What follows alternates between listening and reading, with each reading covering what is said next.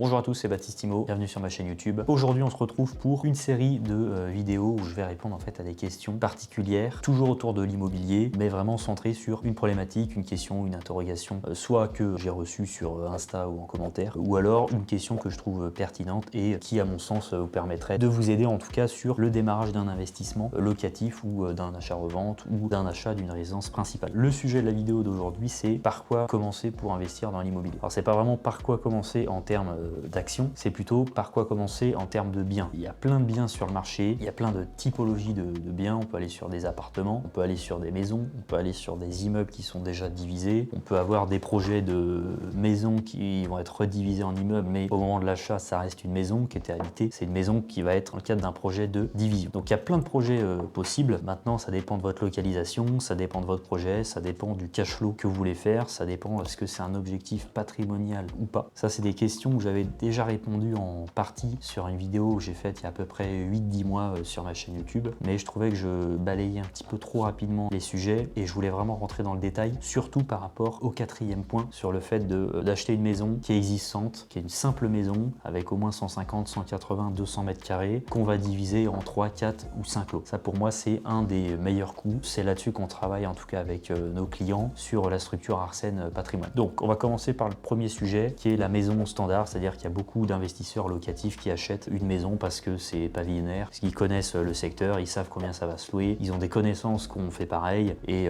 voilà. Donc pour moi, je vais mettre dans le même lot maison et appartement puisqu'il y a plus de risques. On achète un seul lot, c'est-à-dire que tout repose sur un seul locataire. Demain, il y a un seul locataire dans le bien. S'il y a un impayé, c'est 100% du risque, c'est 100% de l'impayé qui repose sur cette personne-là. Pour ça que je suis pas très fan d'acheter simplement un lot, donc une maison ou un appartement. Encore plus quand on est dans le cadre d'un appartement où il y a une copro. Là, c'est très risqué. C'est des choses que j'ai jamais fait ou je pense que je ferai jamais. Après, on sait pas.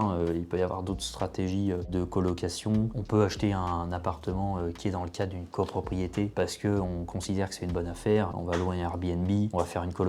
Enfin, ça peut être intéressant. Mais j'ai jamais fait, en tout cas, d'acheter un appartement dans une copro. Pour moi, c'était beaucoup plus risqué. Déjà, on a le risque numéro 1 qui est l'impayé où 100% du risque repose sur un seul locataire. Alors, il y a un seul locataire. Maintenant, ils peuvent être deux dedans, honorer le loyer, etc. Mais il n'empêche qu'il n'y a qu'une seule source de revenus, il n'y a qu'une seule entrée sur le bien, le crédit que vous avez fait en face. Alors, ce qui est différent d'un immeuble ou par exemple d'une colocation qu'on pourrait faire. Mais typiquement, l'investissement de base d'une maison avec un locataire, il faut vraiment sécuriser les choses avec des garants, en vérifiant bien les locataires. Même en prenant en compte tout ça, je suis pas très fan du modèle d'acheter un seul lot, c'est-à-dire une maison ou un appartement. En premier, je parlais de la maison. Si on devait prendre les deux cas similaires, la maison et l'appartement, c'est les deux que je conseille pas trop, mais le moins pire des deux reste quand même la maison en monopropriété. Comment vous achetez un bien, vous êtes libre de faire le ravalement, vous êtes libre de faire l'assainissement, de nettoyer la toiture, de refaire la couverture complète, vous pouvez faire ce que vous voulez. Il y a le risque d'un seul locataire, c'est plus compliqué, mais au moins vous êtes en monopropriété. La totalité de la parcelle cadastrée vous appartient, vous faites ce que vous voulez. Même si je suis pas très fan, c'est quand même le moins pire des deux. Et après, bon, on a l'appartement. L'appartement dans le cadre d'une location avec un seul locataire dedans, pour moi, c'est vraiment le pire à faire puisque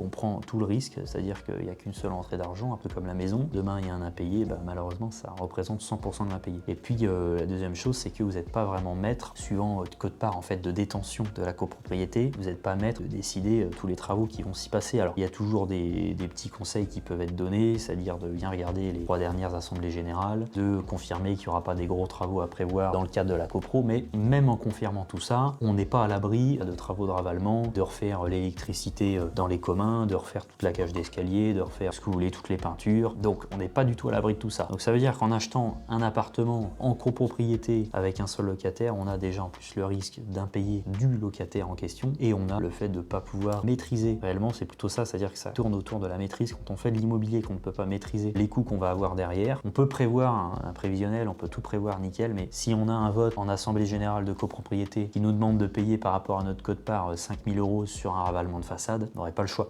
Après voilà, vous pouvez payer en plusieurs fois, etc. Mais c'est toujours moins agréable quand ça a été décidé par d'autres gens et que c'était pas prévu dans votre investissement de base. Donc la maison, ça se fait, c'est un peu plus risqué, mais au moins il y a la monopropriété. L'appartement, je suis pas fan du tout dans le cadre d'une location simple, hein. On parle bien de location location simple. On n'est pas sur des modèles de Airbnb, de courte durée ou d'autres, on parle bien de location simple. Pour reprendre là-dessus, on n'a qu'un seul locataire et en plus on décide pas vraiment comme on veut sur les travaux de la copropriété. C'est compliqué. Ensuite on passe à un troisième sujet. Il y a beaucoup de gens qui ont déjà des bons revenus, qui ont un CDI, qui ont un peu d'apport, qui ont de la liquidité, qui sont solides financièrement, qui vont aller se tourner directement sur un immeuble. Alors ça c'est aussi une bonne idée puisque alors il y a de moins en moins de bonnes affaires en immeuble directement divisé, mais il y a encore 2, 3, 4 ans, on pouvait acheter des immeubles pour 120, 150, 180 000 euros où il y avait 4, 5 appartements, ça sortait à 12% de rentabilité. C'était intéressant. Maintenant il y en a de moins en moins, ou alors il faut aller sur des villes beaucoup plus reculées de 2, 3, 5 000 habitants pour être sur des dossiers en dessous de 200 000 euros. Donc c'est un petit peu compliqué, mais ça se fait. L'avantage de l'immeuble, c'est qu'au moins vous allez acheter en monopropriété, c'est-à-dire que vous êtes propriétaire de tous les appartements, du sol, même en dessous de la cave, jusqu'à la couverture, jusqu'à la toiture complète. Vous décidez du ravalement comme une maison, vous décidez de refaire les communs ou pas. Après, il y a certaines obligations sanitaires et de mise aux normes, c'est sûr, mais en tout cas, c'est vous qui décidez s'il y a des travaux d'embellissement, si la façade ne vous plaît plus, vous voulez la refaire, la repeindre, telle ou telle couleur, suivant la demande que vous allez faire par rapport à l'urbanisme, de changer les couleurs, les fenêtres, ce que vous voulez, ou la porte de l'immeuble, vous êtes libre, vous êtes maître de faire les travaux que vous voulez dans votre bien. Ça, c'est la première chose par rapport à l'appartement en copropriété. Il y a d'autres avantages, et aussi le fait de diluer le risque. C'est-à-dire que quand vous achetez un immeuble, vous allez avoir de la vacance locative, vous allez avoir un moment des travaux, il y a un appartement qui va pas être loué, vous allez avoir un jour un impayé pendant 1 mois, 2 mois, 3 mois. Le fait de déjà bien choisir son immeuble avec une bonne rentabilité, le fait qu'il y a du cash flow, ça nous permet quand même de diluer le risque sur plusieurs locataires et de faire en sorte que le jour où il y a un impayé ou une vacance, c'est pas 100% de la rentrée d'argent qui est annulée. Quand on a une maison, quand on a un appartement, c'est 100% qui est annulé. Il y a une vacance sur une maison, touchez pas le loyer. Alors, il y a personne qui prend le relais. Là, bon, vous avez 5 logements à 500 euros mensuels, ça vous fait 2005. Il y a un crédit à 1006, 1008 en face. Bon, il y a une vacance d'1 mois ou 2 parce qu'il y a des travaux dans le logement, parce qu'il y a eu un départ de locataire. Vous êtes quand même bénéficiaire. Ça, c'est un avantage. Pour l'immeuble, on a fait le tour, c'est intéressant pour moi maintenant. Tout le monde ne peut pas commencer par un immeuble, il faut être solide financièrement, il faut avoir un bon CDI, il faut avoir de l'épargne, il faut que la banque, surtout, nous suive sur ce genre de projet dans le cadre d'un premier investissement, parce qu'on est vraiment là, ce que je vous dis, dans le cadre d'un investissement locatif pour la première fois. Ensuite, on passe à la quatrième possibilité, ce qui est le plus intéressant pour moi, parce que ça permet de mixer entre une maison qu'on aura achetée en premier choix et l'immeuble en troisième choix. Ça nous permet en fait de réaliser un projet immobilier pour le prix d'une maison un peu plus cher, mais pour toujours moins cher qu'un immeuble qui est déjà divisé et prêt. C'est-à-dire qu'on va aller chercher une maison entre 150 et 200 mètres carrés dans des villes entre 15 et 25-30 000 habitants maximum, voire moins, si on veut. Ça se loue aussi très bien dans des villes de 5-6 000 habitants. Et on va venir réaliser un projet de division d'une maison en plusieurs logements. Alors ça se fait pas comme ça, hein. On n'arrive pas dans le bien en cassant tout, en mettant des blocs ports et c'est bon, c'est divisé. Il y a les créations de compteurs à prévoir avec Enedis, avec la communauté de communes à chaque fois pour les arrivées d'eau qui sont soit sous-traitées à Veolia ou la SOR ou d'autres. Il y a aussi la déclaration préalable à déposer par rapport à la division d'un bien. Il faut que ça se soit autorisé par la commune. Des fois, ils vont demander de créer des places de parking. Des fois, on est dans une rue où il y a déjà beaucoup de places de parking, il n'y aura pas de souci. Mais c'est pas parce qu'il y a une grande maison qu'on va automatiquement être autorisé à diviser le bien et à créer des appartements. On peut avoir des blocages administratifs et d'urbanisme. Dans l'idée, en fait, ce type de projet, c'est ce qu'on fait sur Arsène Patrimoine, c'est-à-dire qu'on travaille pour nos clients sur la recherche d'un bien, on gère tout de A à Z, de la recherche à la négociation, le suivi de travaux jusqu'à la livraison du bien en question avec tous les appartements terminés et prêts à être mis en location. C'est exactement cette stratégie qu'on met en place, c'est-à-dire qu'on trouve des maisons d'entre 150 et 200 mètres carrés, on les divise, on fait toutes les démarches administratives, on gère les démarches aussi avec Enedis, les fournisseurs d'eau, les artisans, on met tout en place et à la fin on livre un dossier et clé en main à nos clients. En tout cas pour moi la quatrième solution, ça permet de faire un mix entre la maison et l'immeuble, ça permet surtout d'aller diluer le risque et de réaliser un projet qui serait peut-être moins cher souvent, hein. Dans la plupart des cas c'est moins cher qu'un immeuble qui est déjà terminé parce que ça demande beaucoup plus de travail, ça demande beaucoup plus de suivi de travaux par rapport à un appartement simple ou une maison simple ou un immeuble qui est déjà prêt, qui est déjà loué. Ça n'a rien à voir, c'est pas du tout la même gestion, on a toute la gestion administrative, les demandes à faire administrativement et à l'urbanisme. C'est pas le même type de projet, mais je pense que ça apporte beaucoup plus de rentabilité et beaucoup plus de dilution du risque. Et c'est ça qui est intéressant à la fin. On a aussi, pour terminer, une autre petite méthode, une autre stratégie qui peut être intéressante pour se faire du capital si pour le moment vous n'avez pas assez de liquidité, en tout cas d'après vous ou d'après votre partenaire financier pour faire un premier investissement locatif, soit un immeuble, soit une division de maison, soit une simple maison ou même un appartement. Il faut vous renforcer financièrement et avoir des liquidités. C'est simplement avec des liquidités que la banque va vous suivre. C'est pas parce que vous avez un bon CDI à 2002-2005 que tout de suite elle elle va vous suivre. Elle va vous demander souvent de l'apport, ce sera le sujet sur une autre vidéo, ou si elle n'en demande pas, elle va demander des garanties en face. Les banques ne prêtent de toute façon qu'aux gens qui sont capables d'honorer les crédits. Donc ça passe par le fait d'avoir de la liquidité. Moi, ce que je vous conseille, c'est peut-être de retarder un petit peu votre projet d'investissement locatif. Si vous avez déjà votre résidence principale, tant mieux, puisque vous allez pouvoir essayer de réaliser un petit peu de plus-value ou même